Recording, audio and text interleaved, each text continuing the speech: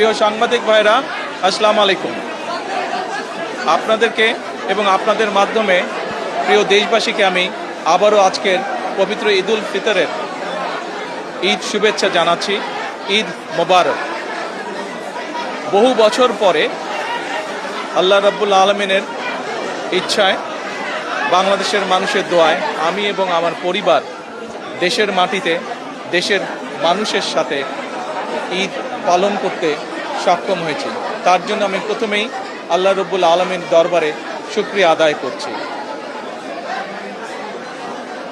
আমি এই দেশের একজন নাগরিক হিসাবে আল্লাহ রাব্বুল আলামিনের কাছে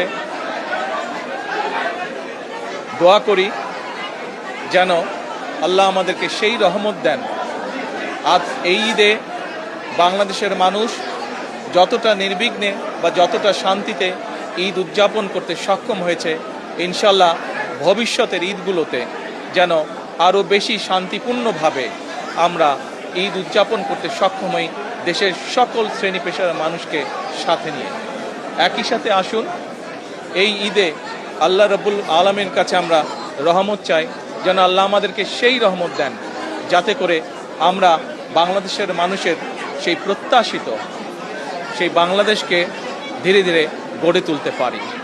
আজকের এই ঈদের দিনে দেশবাসীর কাছে আমি দোয়া চাই। একই সাথে দেশবাসীর কাছে আমি অনুরোধ জানাবো যে আপনাদের সহযোগিতা যদি থাকে, ইনশাল্লাহ আপনাদের এই নির্বাচিত সরকার দেশকে আপনাদের চাওয়া অনুযায়ী দেশ গঠনের কাজে সর্বোচ্চ শক্তি দিয়ে চেষ্টা চালিয়ে যাবে। সকলকে আমি আবারও ঈদের শুভেচ্ছা জানাই। সকলে, দেশের সকল মানুষ, দল মত নির্বিশেষে সকল মানুষ ইনশাল্লাহ ভালো থাকবেন, সুস্থ থাকবেন।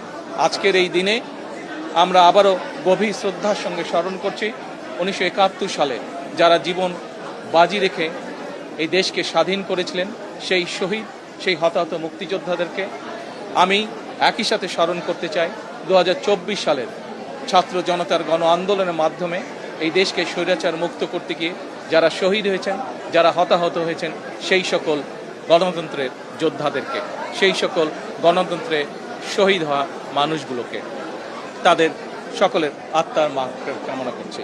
সকলকে আবারও ঈদের শুভেচ্ছা। ঈদ মোবারক। আসসালামু আলাইকুম।